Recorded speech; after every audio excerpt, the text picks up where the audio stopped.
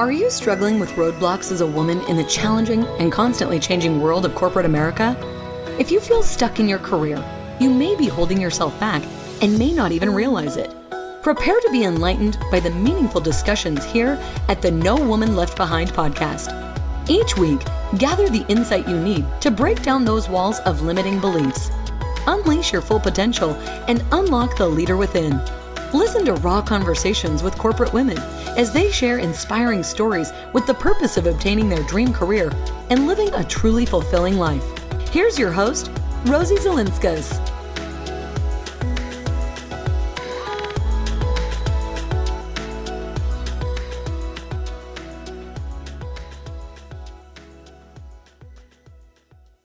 Hey everyone, welcome back to the No Woman Left Behind podcast show.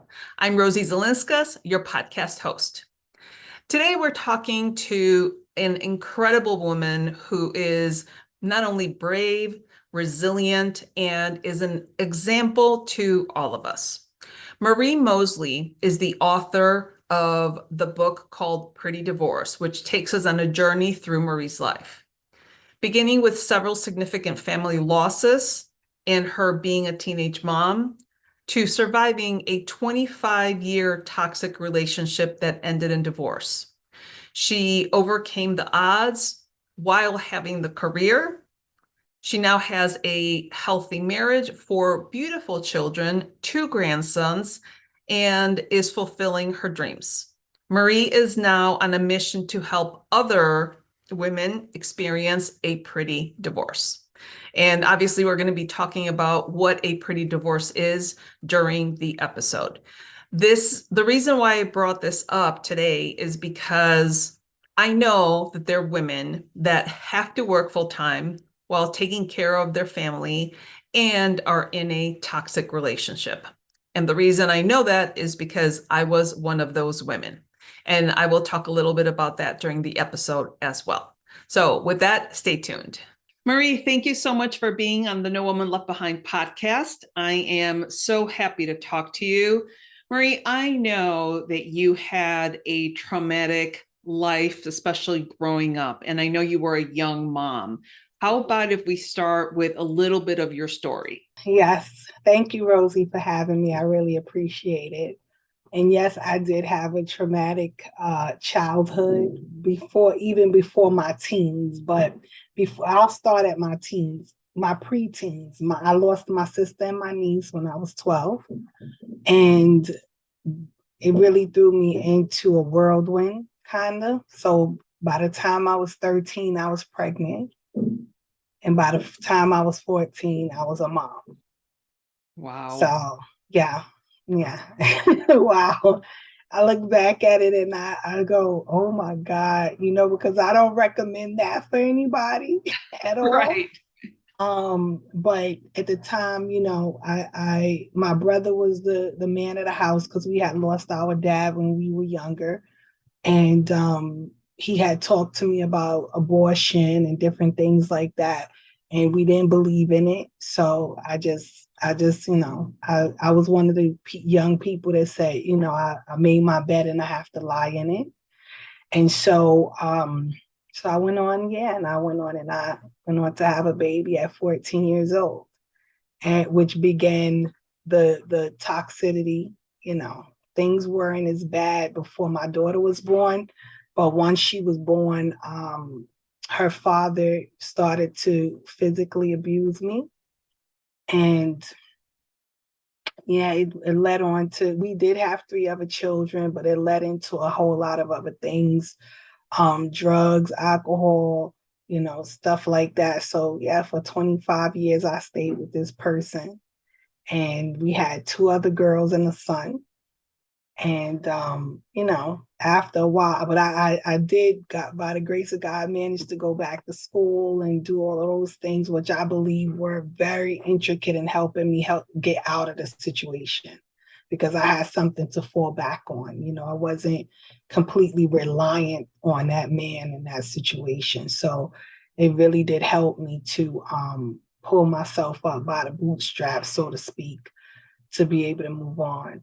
Well, I'm going to interrupt you right there because one of the reasons I invited you on to the podcast show is because obviously the podcast show, as you know, and our listeners know, we are talking to primarily women in the corporate world. And Mm-hmm. I want to just showcase, first of all, the bravery that you had, the resiliency that you had going Yes. through your life. You know, being a young mom at 14 years old, I cannot even imagine. And then you went on to have three other children, and you stayed in this abusive relationship for so long. One of the reasons why I think it's so important to have this conversation is because if women don't have the education in Mhm. order to get a job and be able to support themselves, they may be stuck in a situation where they don't know where to go or who to turn to Mhm. because of what life throws at you. It could be a divorce, it could be pregnancy, it could be health issues, a variety of things. But I think that's why here we advocate so much education and being able Mhm. to advance in your corporate career because a lot of us have children that we need to take care of as you. Mhm. And I know you went on to school and tell me what degrees did you get?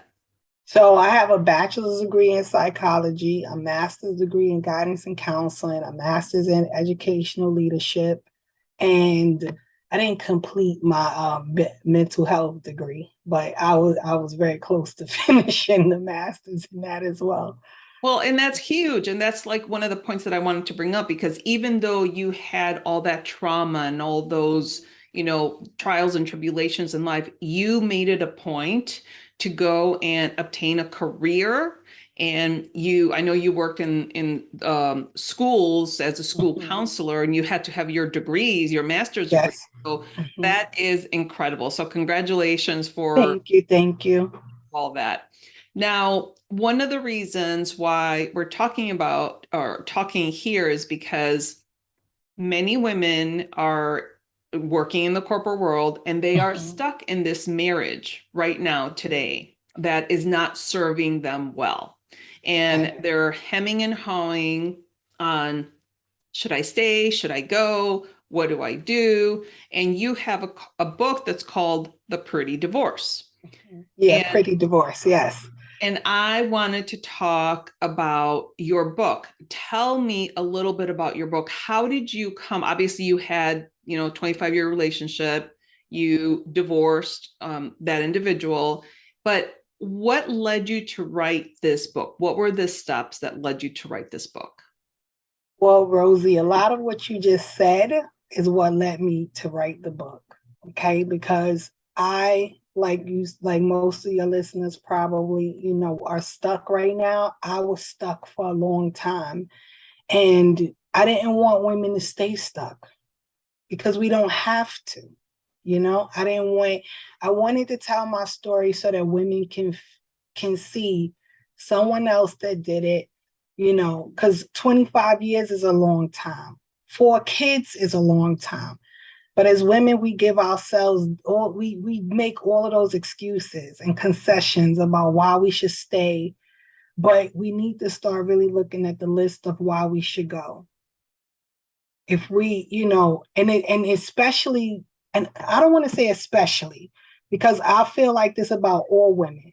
But when we've worked hard, gone to school, we go to work, we work in, tires, long hours, we coming home being mothers, and to have to put all of that toxicity on top of it and any type of abuse, verbally, physically, and mentally, any type of abuse is not okay. And so that's why I wrote the book, because I know that there are thousands, if not millions, of women out there that find themselves in these situations. They feel like they've spent so many years here.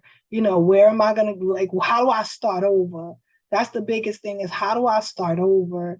Women, and we all want companionship, but we want healthy and good companionship. So women go through the thing, why, who's going to want me when I have, 4 children? I went through that. I thought I'm like, I would be alone, I have 4 kids to raise. No one wants a person. And all of that is our own like delusion. It's not the truth.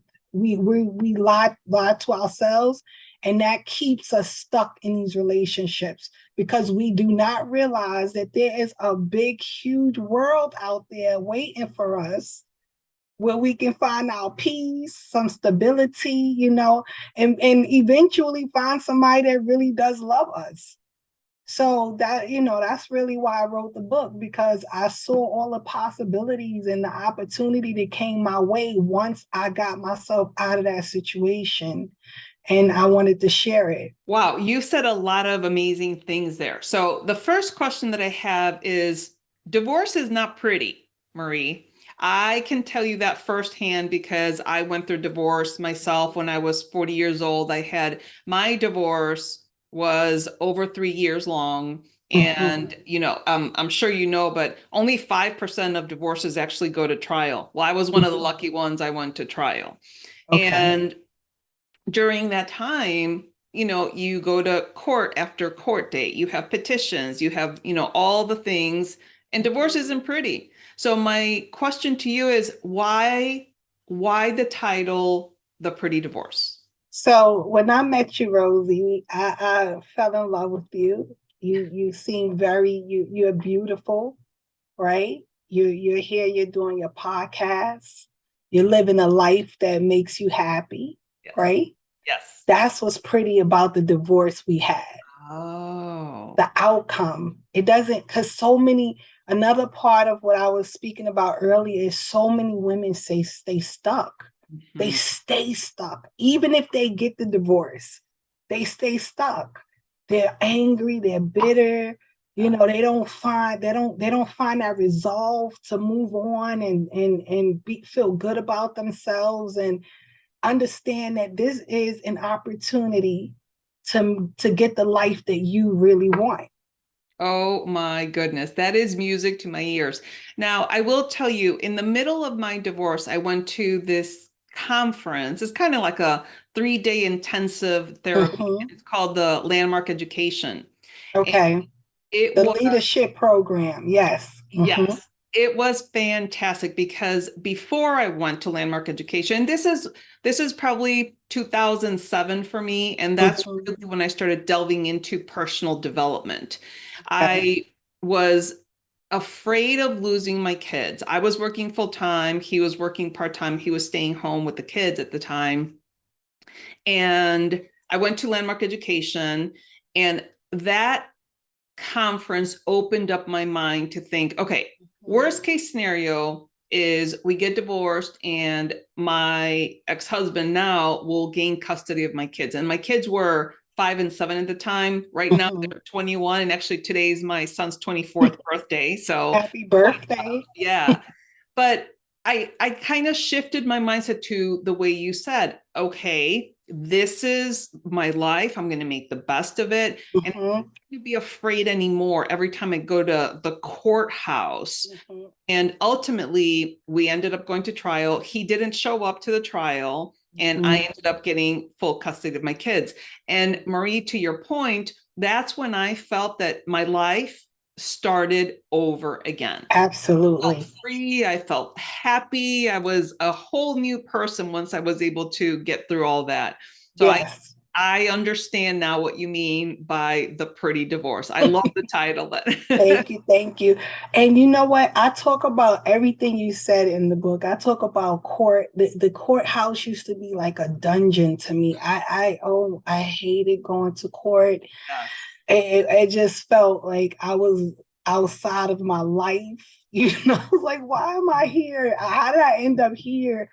But we have to take those steps, and we have to be courageous about what's best for us, right? We have to go after what is best for us. I don't want I'm not telling people to run out and get divorced. Some things can be worked out. Maybe some people go to family counseling, but everybody needs to find out where they are. Yes. And if you do need a divorce, and you can have it to be pretty. You said the key word, mindset. we know, and society tells us, we watch celebrities have these messy divorces, they fight over everything. So everybody walks with that preconceived notion. But if we do shift our mindset and see it as something that's good for us, see it as something that's an open door for us to do something different with our lives, create the things that we want. Because most of the time when we're in a divorce or we're in those kind of relationships, you know, you live it, you feel like I'm living someone else's life. What am I, like, what's happening to me? This is, this is not what I planned for my life and my future, especially if it's a toxic relationship. So it's, and women don't get to see that there's so much waiting on the other side of it. And so much peace, and there's nothing like a peace of mind. And a pretty divorce is really, for each individual, it'll be something different. You're doing your podcast. I wrote a book. Somebody just might need to have a peace of mind. People, you could create whatever you want as long as it's good and is healthy for you. Then that's where the pretty divorce comes in. And it's really a concept. As I was writing the book, I started to realize, because I did drink a lot during that relationship. I did drugs, I don't do any of that stuff. I don't do any of the coping. I need to cope. I need to make it through this. So you can have a pretty divorce from negative behavior, your negative mindset, alcohol. You can have a pretty divorce from things that do not serve you, because divorce just is merely, the second meaning for divorce is separating yourself from something else. That's it. So separate yourself from them things that don't mean you any good.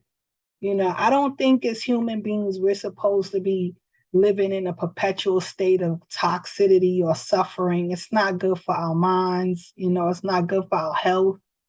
And so I just, I was just want women to come out of that place and experience life and enjoy their life. Absolutely. We only get one. I don't want any woman to sit around and waste, because luckily, and I'm saying luckily, I started that relationship at 13 and ended it at 38. So I still have, some time ahead of me to do some things. Yeah. Some women stay in that stuff till they 60, 70, and then it's like, how do I really start over now? I agree.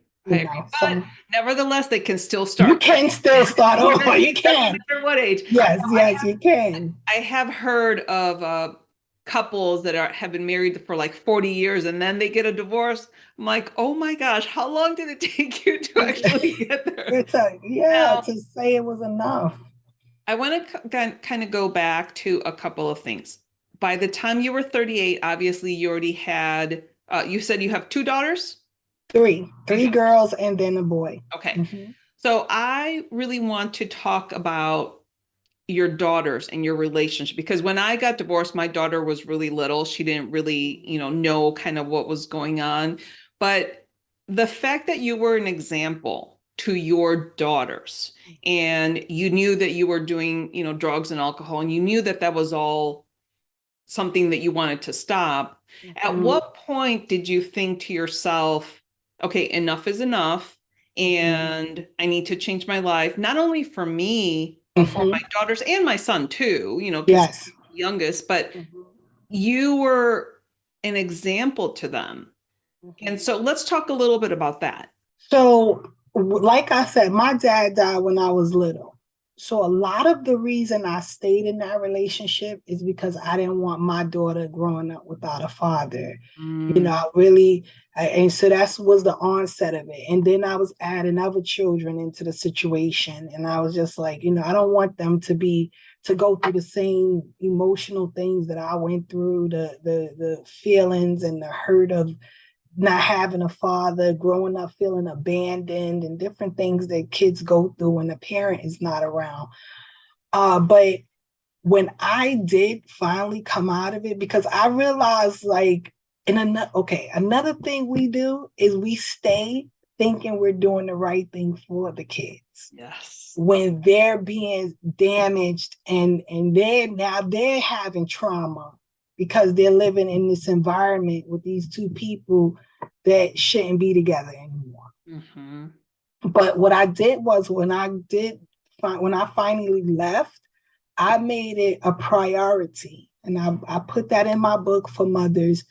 I made it a priority to take my kids on the journey of healing with me. It created some wonderful bonds between me and each one of my children, and then us as a whole. You know what I mean? Yeah. Because I had to really dive into, and that was the benefit of what I did, my psychology degree and stuff, is that I knew these things were a part of the process. You know, I knew that these were what affects trauma and divorce have on kids. So I made it a priority, and I think that every mother should make it a priority. If you took your child through this journey with you, through the toxicity or the failed marriage and the divorce, is our responsibility to take them with us on the healing journey. As a counselor, I would see a lot of kids that, like, my mom is kind of not into me. She's not paying me attention. So I just used everything that I knew, like everything that I knew from work. What do the kids, cry about? What is breaking their heart, And it helped me to put it into my own life, So I did a lot of work with my kids. I got my son into all of them were always into extracurricular activities, but that time I made it more of a point to see that he had good coaches, and I explained to them the things that I was going through, he was going through. So they helped a lot. Like, I built my own support system for my son, to be honest with you. Yeah. Like, I had my mom, but it was just me and my mom, but he needed some men around. And then I eventually got married again. So my husband was a good support, but I really did put a lot into my kids to make sure that they were not going forward damaged, because of my behavior and being with their father. So Wow. I think it's very important that mothers make sure their kids go through recovery, healing, whatever you want to call it. If you go into any type of self-care, anything that's going to help build them up.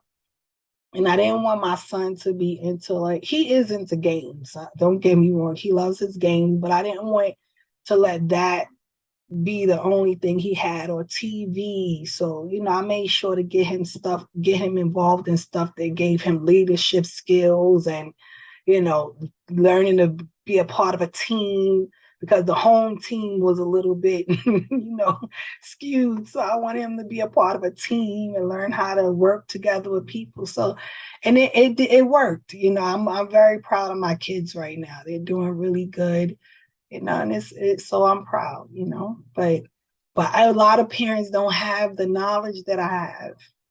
So if I write a book, it can help, they can see the things that I did and maybe try them for themselves.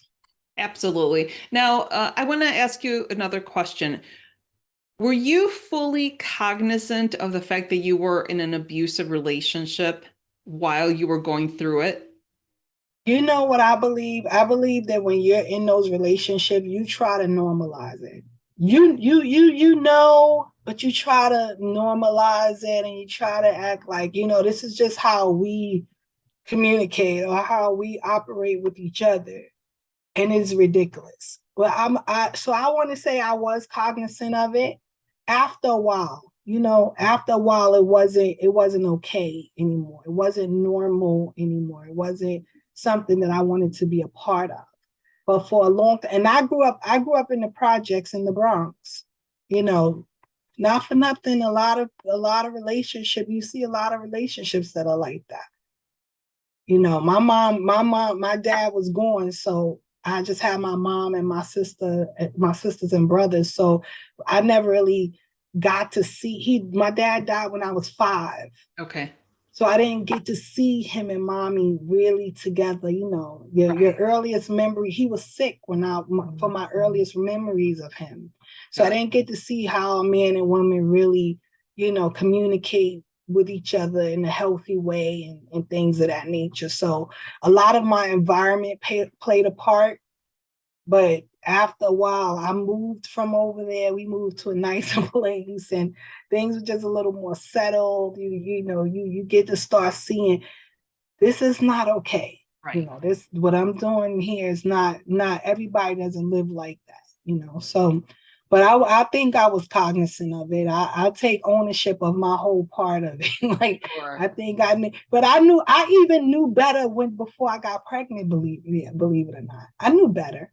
I knew that's not something I wanted to do, and I allowed peer pressure to But I knew I didn't want to. I said no quite a few times before. I'm like, no, that's not. I'm 13. No, I'm not ready for that. I don't want to do it. So and I have to be honest about that. So Right. Right. You go past the things and then that's another thing I talk about in the book, the decisions you make. Yes. That one decision, that one night, my first time, that one decision changed my life for 25 years. Yeah. I have 4 beautiful children, but all of what came with it was based off of one bad decision. So we have to, be aware of the decisions we're making and the company we're keeping. Well, it's interesting that you say, the reason why I asked the question is because I was only married for about 9 years. And I'm glad that you said that when you're in that relationship, sometimes you just normalize your life, because I was also in an abusive relationship, but it was more of mental and more of like fear induced, because things would get thrown and things like that. When I finally had enough and I went to an attorney and I said, I want a divorce, and I explained everything, they said to me, oh, you're a classic example of a domestic violence abuse victim. And I sat in front of the attorney and I was like, what are you talking about? I am a working professional. How can I be a domestic violence abuse victim? I was, to be honest with you, shocked, because I normalized my relationship.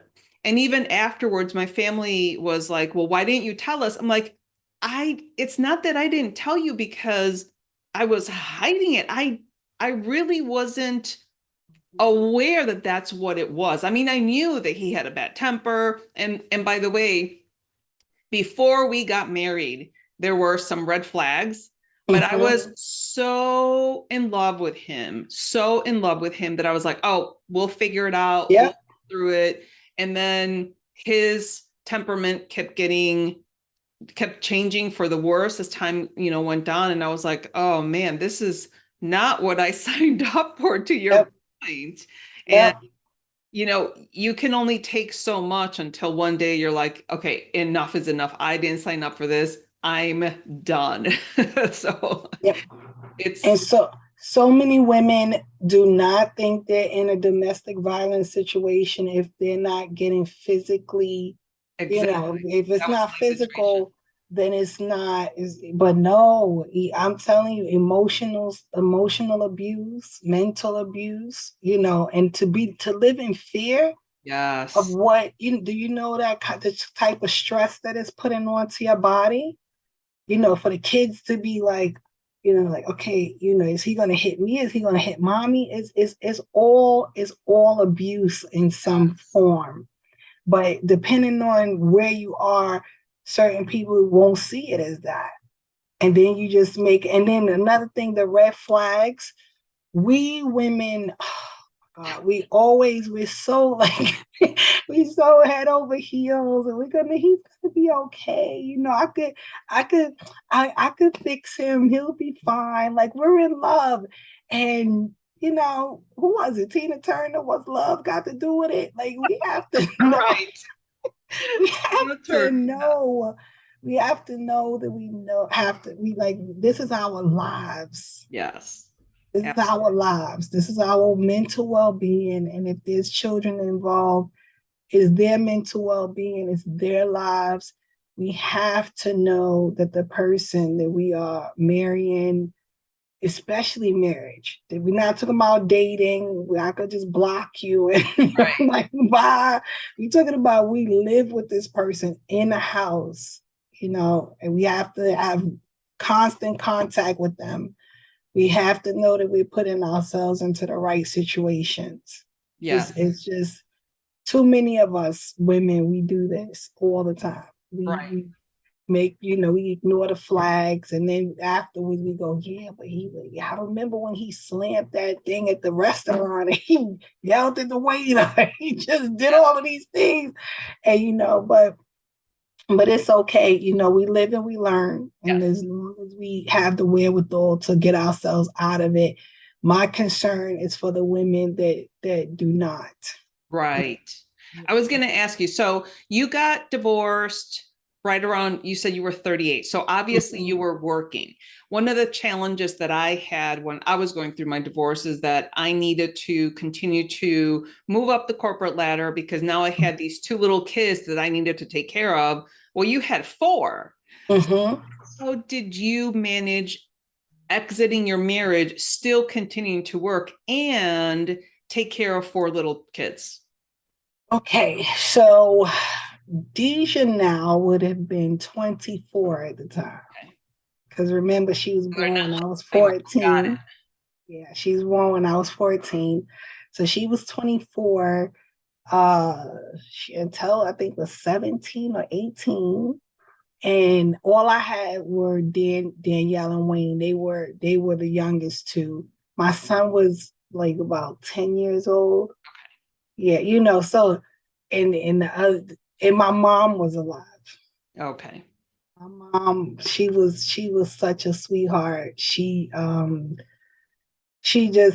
me to raise raise my kids. And so that made it, because I am a guidance counselor. I hear horrific things. And so I walk around with this like a worry. I don't want to leave my kids all over the place.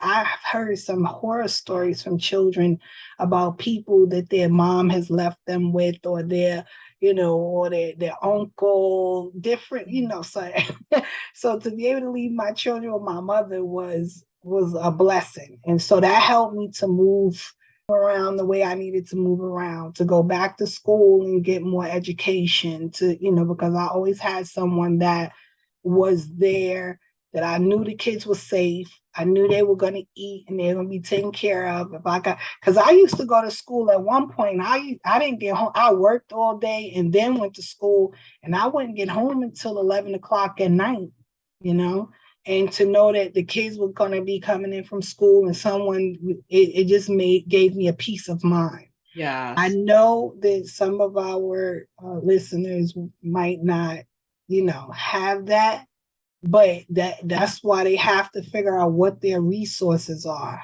I talk about that in the book as well. What are your resources? Figure out who can help you through this transition.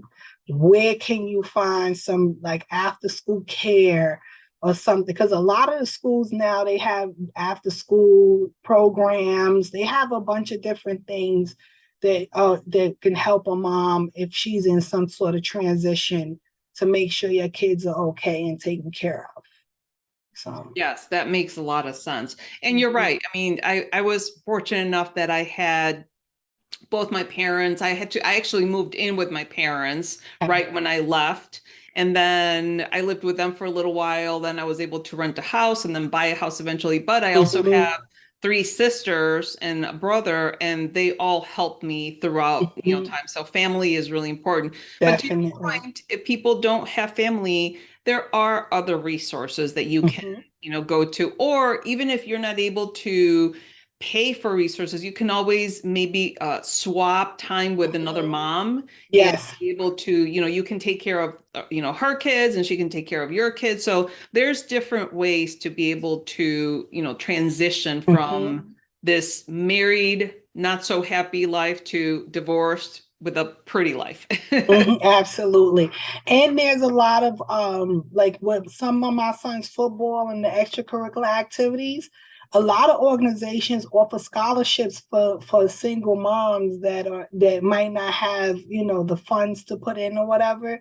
They give you discounts. You just have to, you know what? Sometimes when we're going through this, we're embarrassed and ashamed. Yes. You have to be able to say, listen, this is the help that I need. And you have to go to the places that have that help. No shame, no embarrassment. And I that's another thing I put in the book. We are a sisterhood of women. Mm-hmm. Millions of us have gone through this, and when it's you feel isolated, you feel ashamed, and depending on how many masks and facades you had to wear, you sure don't want to go tell people that this is what's been going on behind closed doors.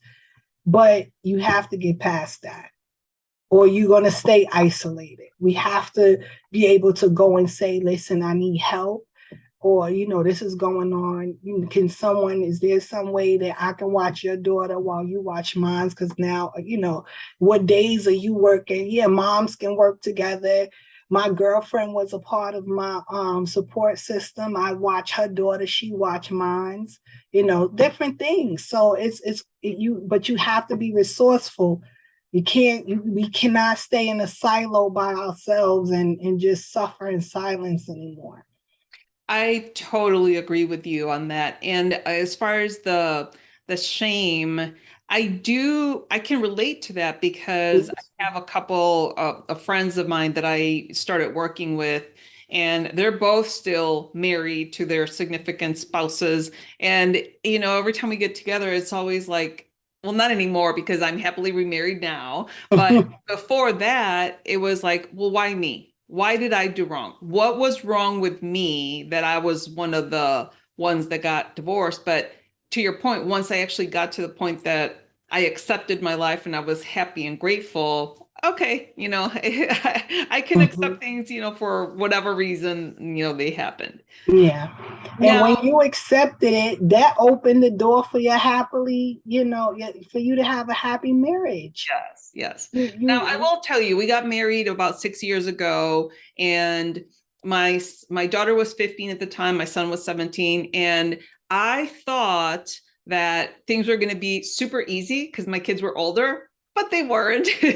There was just, obviously growing pains and getting to know each other and all that good stuff. But thank goodness we're all good now. We're, as a matter of fact, going to go celebrate my son's birthday later on. But, it is, to your point, you have to count your blessings. You have to look at the good side of whatever life is for you, right? Yes. Whether you're healthy, whether you're sick, whether you're single, you're married, divorced, whatever the situation is, there's always something that you can be grateful for.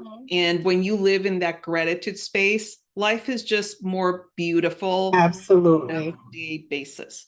Absolutely. Now, there was one other thing that I wanted to ask you. Oh, so you talk about how to achieve your dreams after a toxic relationship. That's what we've been talking about.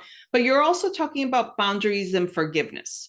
So when you're talking about boundaries and forgiveness, forgiving who? One, forgiving yourself, because I beat myself up a lot about why did I stay? You knew better. You had a whole family that supports you. I didn't tell my family a lot of the stuff that was going on either. So I had to forgive myself and I had to forgive him. I completely believe that when I forgave him, things became a lot better for me, because I used to be angry about it. I was very bitter about like this was my life. I wasted my life. This happened to me, and I stopped thinking about, oh, this is happening to me. And like I put all of that stuff away. It really hinders and holds. It's like chains of weight around your neck. Yes. And so for me, a part of my process was to forgive him, for all of those things. I had to think about the fact that when we got together, he was 14 years old.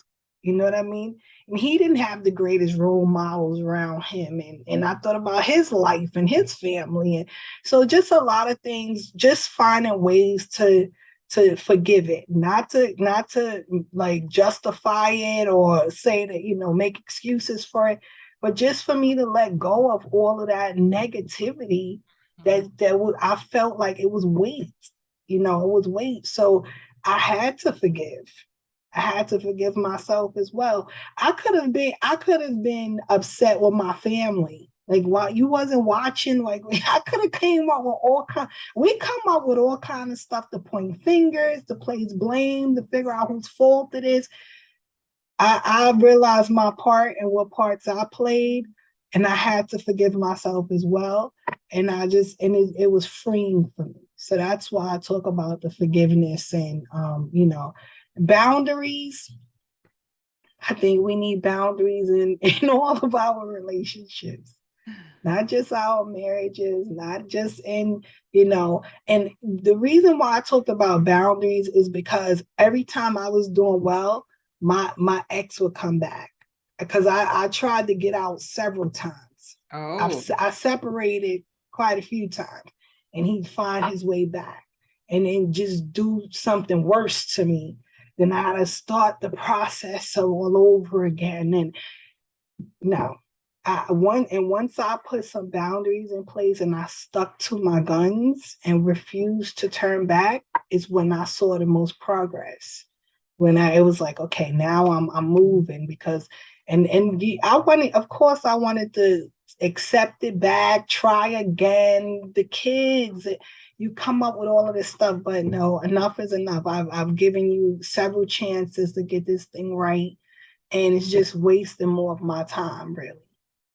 So that's why, Well, kudos to you, Marie, because I was always the type of person that once I broke up with a relationship, I'm like, nope, done, because I broke up for a reason. But I know people that, keep going back and back and back because number one, I think the main reason is people don't like to be alone. Two is you're trying to fix your marriage for your kids, or you think it's for your kids, but so all that makes a lot of sense. Now, we're almost towards the end here, but I know that you talked about certain character traits that could help you get through almost anything. Can you talk about that? I know we've already been talking for quite a while, but when you talk about character traits, what are you referring to? Oh, I want to put this in there about the forgiveness piece. But forgiveness does not mean I have to have a relationship with the person. Oh, good point. It does not mean it just means I have to free them from my inner being so that I can progress and not be held to that past of what happened, held to the trauma in the past of what happened to me. So I believe that a lot of the character traits that we definitely need to be courageous. We need to be courageous. We need to be sometimes selfish, sometimes, not in a dogmatic way, but we do have to consider ourselves. We can't always consider everything, outside of us before we consider ourselves. Because if we're no good to anybody. Right. Even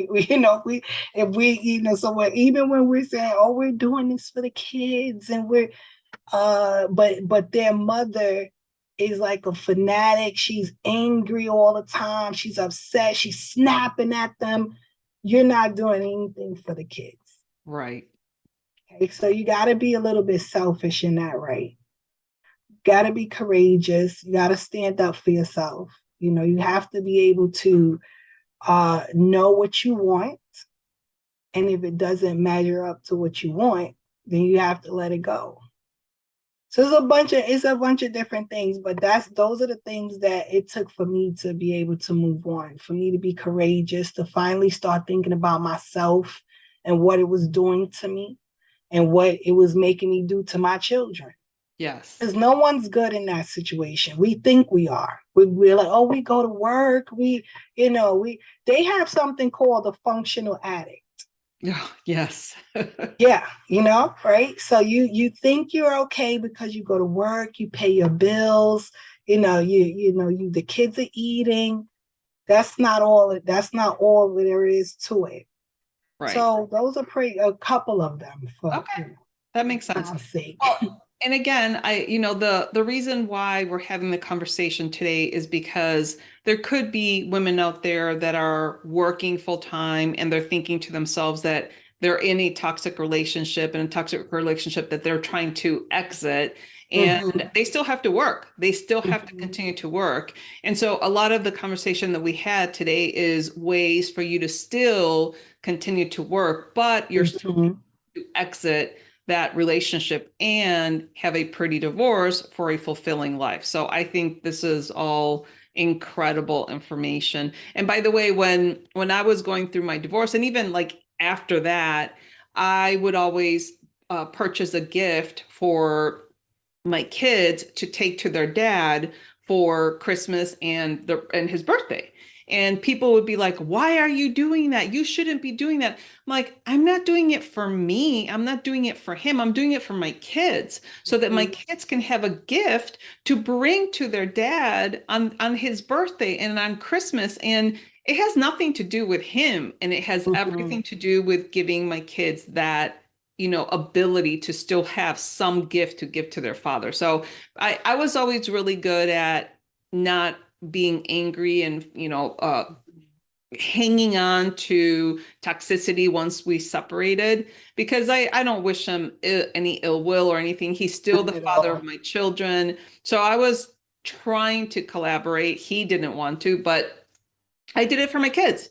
And I think that I always walked the tightrope in that respect, as far as like people would criticize me or judge me for doing that. But I always felt that walking the high road was always better for my children. So anyway. So let me tell you a little bit about what you just said. That takes, and this is what I say in the book about forgiveness, it takes maturity.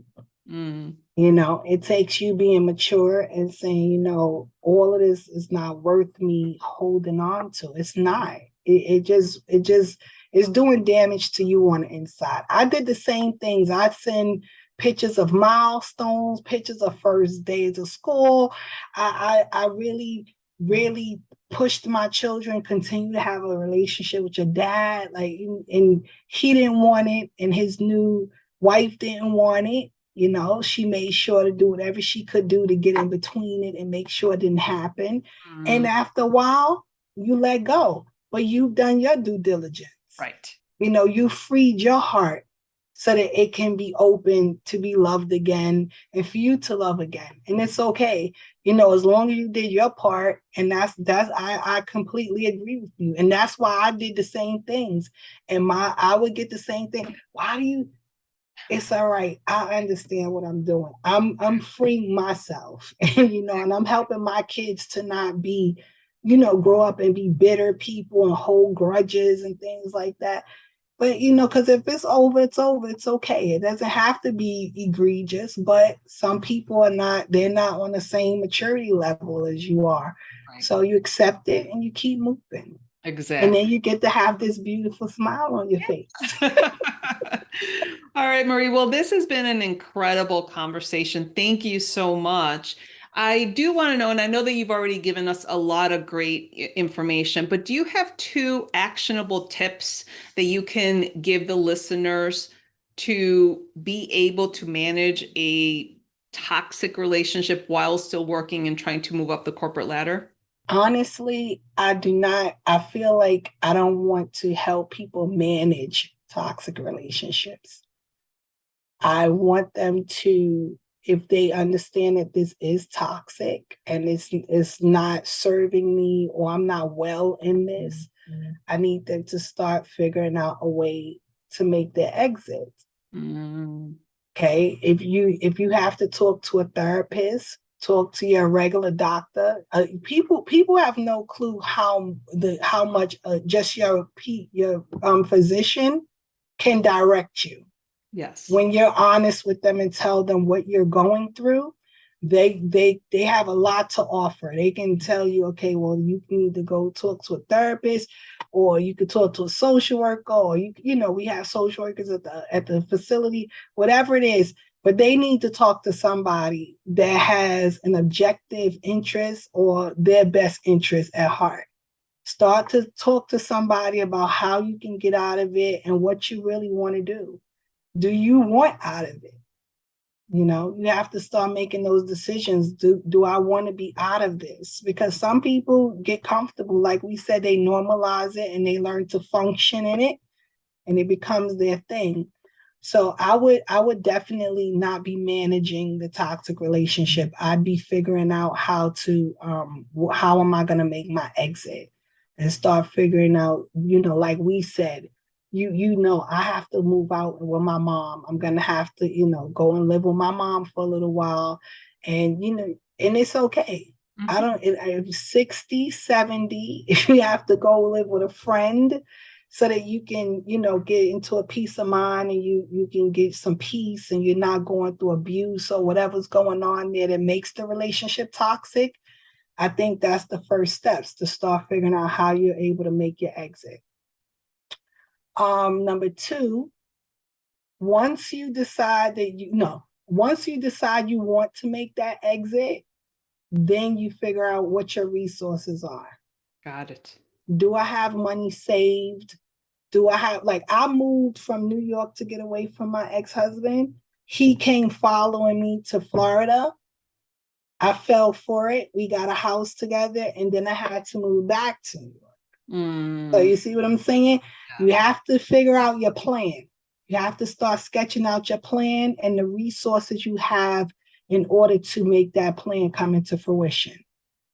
Wow, those are incredible. And actually, I have to tell you, my obstetrician is the one that actually finally told me, you need to leave this marriage because you're in a terrible marriage. And to your point that your medical doctor or your OBGYN in resources, and Dr. Murray, I will, you know, be thankful to her forever, because she was the one that saw what was really happening in my life. And she was the catalyst of, okay, I have to do something. So fantastic too. You want to hear something funny? That's in my book. It was my GYN that helped me with some information. Like, this is not okay for you. We were meant to meet, Marie. We were meant to meet. So yes. They will help you, and they will help, you know, get you some guidance, and they get to know you. Yes. And they know, like, what's the matter? Are you okay? You know, things like that. So, and actually, my obstetrician, she delivered my son 24 years ago. She delivered my son. So she's a godsend. Well, Marie, this was an incredible conversation. Thank you so much for appearing. And I will ask you, any final words? Women, I just want to say that we are beautiful, each and every one of us. And now I love being a woman. I love women. I think we're great. I think we're powerful. You know, sometimes we give our power away to people that don't deserve it. You know, we give everything that we have, and it's okay because most of us have done that. And now we just have to know when it's time for us to pick up the pieces of our life and put it back together the way we see fit. Not live the life somebody else wants for us, but go after the one we want for ourselves. So I wish everybody well and strength to be able to do it. Well, thank you very much, Marie. I appreciate you coming on. Thank you. Well, I must say that was a much heavier conversation than we normally have on the show. Although I do believe it is a worthwhile conversation, because I know that there are women out there working full-time and are in either a toxic or an abusive relationship, and they don't know what to do. And I can tell you that I know that because, as I said earlier, I was one of them, and Marie was one of them as well. Marie did say that we women are beautiful and we're powerful, and sometimes we give away our power, and it is up to us to be able to reclaim that power. Marie's first tip is that you need to decide what you want to do first. And if you don't know what you want to do, you can always talk to your medical doctor, or in Marie's case, in my case, talk to your OBGYN.